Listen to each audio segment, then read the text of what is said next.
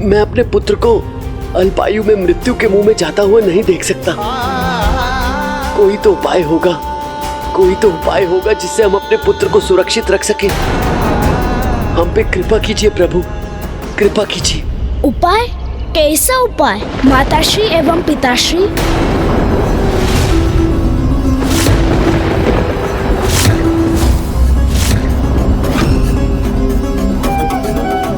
तो क्या बालक प्रभु गृहपति ने ये समस्त संवाद सुन लिया था? क्या ब्रह्मदेव ने ऋषि विश्वनर और देवी सुचिस्मति को कोई उपाय सुझाया? नहीं गौरी पुत्र, ना ही प्रभु ब्रह्मदेव के पास कोई उपाय था और ना ही प्रभु गृहपति को इस बात का ज्ञान हो सका था। पर उन्हें संशय था कि उनके माता पिता ने उनसे कुछ अवश्य छिपाया है। आपने मुझसे इतना बड़ा सत्य छुपाया स्वामी, जिसका विचार कर यदि मैं क्रोधित होती हूँ तो ये विचार मुझे दुख भी पहुंचाता है कि इतने वर्षों तक इतनी बड़ी पीड़ा को आपने अकेले ही सहा। किंतु ये कष्ट अब और नहीं सहा जाता। एक तीखी शूल के समान सदैव चुभती रहती है ये मुझे। वो मेरी अर्थी को नहीं, अपितु मैं ले जाऊंगा उसे उसके अंत के उपरांत। एक पिता के लिए इससे बड़ा अभिशाप और क्या हो सकता है देवी? मेरा मन तो करता है कि ऐसा होने से पूर्व मैं स्वयं ही त्याग दूं अपने प्राणों को।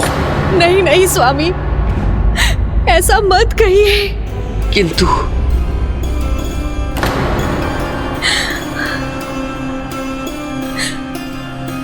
क्यों न कहूं ऐसा? मैं प्राण त्याग दूंगा, परंतु आपकी इच्छा को अवश्य पूरा करूंगा। मैं अपने पुत्र के साथ जाकर आपके लिए लाल पके हुए आम अवश्य लेकर आऊंगा।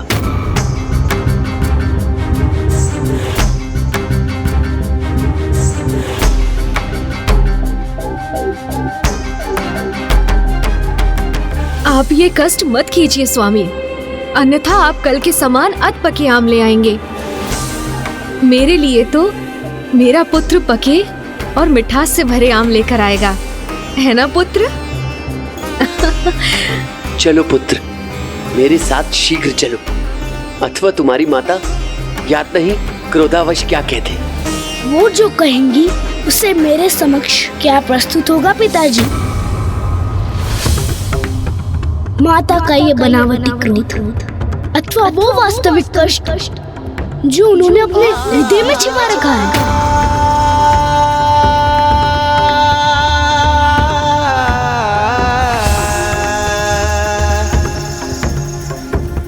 और आपके हृदय की पीड़ा पिताश्री उसे भी प्रकट होने से रोक रहे हैं ना आप?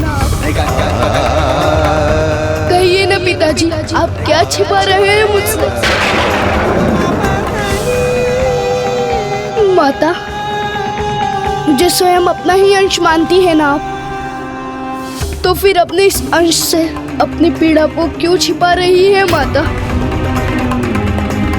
पिताश्री, आप ही सदा कहते हैं ना कि माता पिता और पुत्र का संबंध घनिष्ठ मित्रता का उदाहरण होना चाहिए। फिर ये कैसी मित्रता है पिताजी जिसमें एक मित्र को अपने मित्र की पीड़ा का कोई ज्ञान नहीं? आप ही विचार कीजिए, यदि मैं भी इसी प्रकार किसी पीड़ा में होता और आपसे उसकी चर्चा किए बिना उस पीड़ा को अपने भीतर रखकर निरंतर उसकी घुटन का अनुभव करता और उसके कारण अपने प्राण ही त्याग देता तो? ऐसा ना कहो पुत्र। तुम अपने प्राण त्यागने की कल्पना करो, इससे पूर्व हम अपने ही प्राण त्याग देंगे। तो फिर आप ही बताइए, मैं आप दोनों को ऐसी अपार पीड़ा में देखना कैसे सह सकता हूँ?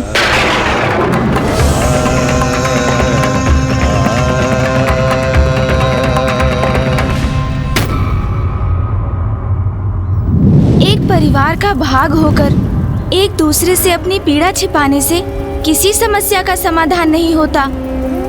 बालक प्रभु गृहपति ने सत्य कहा। माता पिता और बालक के मध्य एक घनिष्ठ मित्रता का संबंध होना चाहिए। ऐसी मित्रता का जिसमें कोई किसी से कुछ न छिपाए, जिससे यदि किसी को कोई पीड़ा भी हो तो उसे आपस में बांटकर उसे कम किया जा सके।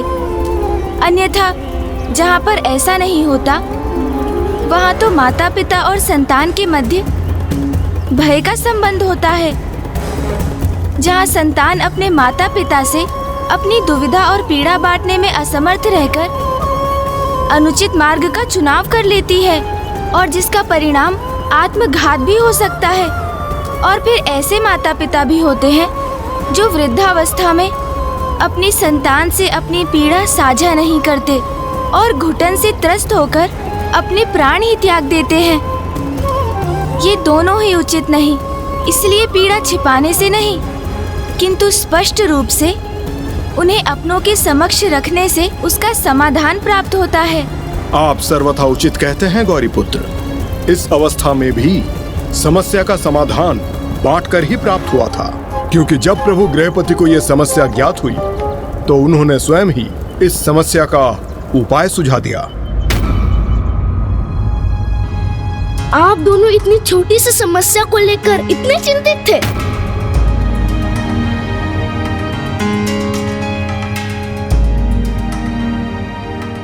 पुत्र, तुम्हारे जीवन पर छाया संकट हमारे लिए कोई छोटी समस्या नहीं है। माता पिता के लिए सबसे बड़ी चिंता यही होती है पुत्र, क्योंकि एक संतान की मृत्यु से पिता के भीतर का पिता और एक माता के अंदर की माता का अंत हो जाता है और इसलिए ये चिंता उन्हें अर्धमृत अवस्था में डाल देती है। फिर प्राण निकलने में कहाँ अधिक समय लगता है पुत्र। किंतु आप व्यर्थ में ही चिंता कर रहे हैं पिताश्री। आपने ही मुझे एक बार सिखाया था ना कि हमारी समस्या वास्तविकता में जितनी बड़ी होती है उससे कहीं अधिक बड़ी दिखाई देती है। इसलिए जो समस्या को छोटा मानकर उसका समाधान ढूंढने का प्रयास करता है वो अवश्य सफल होता है। और हमारी समस्या के समाधान तो हमारे समक्ष है पिताश्री।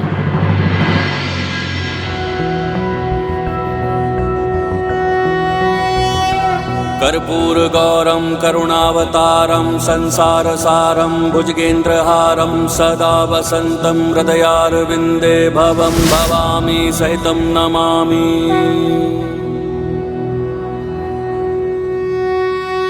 आपने ही तो मुझसे कहा था कि मैं प्रभु महादेव की कृपा से आपको प्राप्त हुआ हूँ, तो अब प्रभु महादेव ही मुझे जीवन दान भी प्रदान करेंगे। किंतु क्या ये संभव है? क्या तुम प्रभु महादेव को प्रसन्न कर सकोगे? क्योंकि किसी भी तपस्या को संपन्न होने में बहुत समय लगता है और अब तुम्हारे 13 वर्ष की आयु में पहुंचने में मात्र कुछ ही माह का समय शेष है। तब अग्निदेव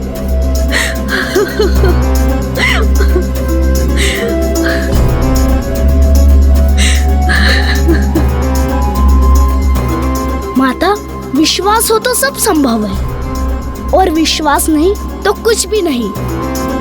किंतु माता, मुझे अपने प्रभु महादेव पर और स्वयं पर पूर्ण विश्वास है। पुत्र, यदि तुम्हें पूर्ण विश्वास है तो मुझे भी विश्वास है।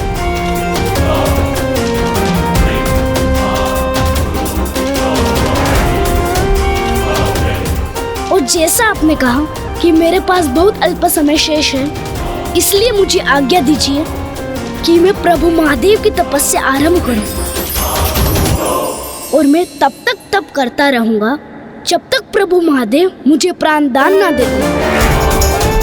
उन्हें मुझ पर कृपा करनी ही होगी, क्योंकि मैं अपने लिए नहीं अपितु आप दोनों की पीड़ा दूर करने, आप दोनों के सुख हेतु अपने जीवन की अवधि को बढ़ाना चाहता हूँ। क्योंकि वो पुत्र ही क्या जो अपने माता पिता को प्रसन्न रखने की चेष्टा भी ना करे।